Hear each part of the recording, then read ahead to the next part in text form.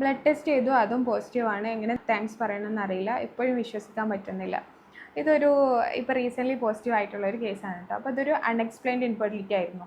Unexplained infertility എന്ന് വെച്ചാൽ നമ്മളിപ്പം കുട്ടികളില്ലാത്ത ദമ്പതികൾക്ക് ഒരുപാട് ടെസ്റ്റ് ഡോക്ടേഴ്സ് നിർദ്ദേശിച്ച് തരും. അപ്പോൾ നമ്മൾ ടെസ്റ്റ് ചെയ്യുമ്പോൾ അതിലെന്തെങ്കിലും അബ്നോർമാലിറ്റീസ് കാണുമ്പോൾ അതനുസരിച്ച് നമ്മൾ ട്രീറ്റ്മെൻറ്റ് എടുത്ത് പോകും. പക്ഷേ നിങ്ങളൊന്ന് ആലോചിച്ച് നോക്കുക ഒരു സിറ്റുവേഷൻ, അതായത് നമ്മൾ ടെസ്റ്റൊക്കെ ചെയ്തു, അതിൽ ഹസ്ബൻഡിനും പ്രശ്നമില്ല, വൈഫിനും പ്രശ്നമില്ല. അങ്ങനെ 1-2 വർഷമല്ല, 14 വർഷമാണ് ഇവർ കൺസീവ് ആവാതെ നിന്നിട്ടുള്ളത്. ഇതുവരെ ഇവർക്ക് പോസിറ്റീവ് ആയിട്ടില്ല. അങ്ങനെ 2 മാസം മുമ്പാണ് ഇവർ നമ്മളെ ക്ലിനിക്കിലേക്ക് വരുന്നത്. ആസ് എ ഹോമിയോപ്പതി ഡോക്ടർ ഞാൻ കോൺസ്റ്റിറ്റ്യൂഷൻ വൈസാണ് ട്രീറ്റ്മെൻറ്റ് കൊടുത്തിട്ടുണ്ടായിരുന്നത്. അതായത് എഗ്ഗിൻ്റെയും സ്പേമിൻ്റെയും ഒക്കെ ക്വാളിറ്റി ഒന്ന് ഇമ്പ്രൂവ് ചെയ്തോട്ടെ എന്നുള്ള രീതിയിൽ. കാരണം ടെസ്റ്റുകളിലൊന്നും ഒരു പ്രശ്നം ഉണ്ടായിരുന്നില്ല, അതനുസരിച്ച് മൂവ് ചെയ്യാം. മാഷാഅല്ലാ 2 മാസം കൊണ്ട് നമുക്കത് പോസിറ്റീവായിട്ട് കിട്ടിയിട്ടുണ്ട്. സോ ഇതുപോലെ അൺഎക്സ്പ്ലെയിൻഡ് ഇൻഫെർട്ടിലിറ്റി, അതായത് ടെസ്റ്റുകളെല്ലാം നോർമലാണ് എന്നിട്ടും പ്രഗ്നൻ്റ് ആവാൻ കഴിയുന്നില്ല എന്നൊരു സിറ്റുവേഷനിലാണ് നിങ്ങളെങ്കിൽ നിങ്ങൾക്ക് ഡെഫിനറ്റ്ലി ഹോമിയോപ്പതി ട്രീറ്റ്മെൻറ്റ് എടുത്ത് നോക്കാവുന്നതാണ്.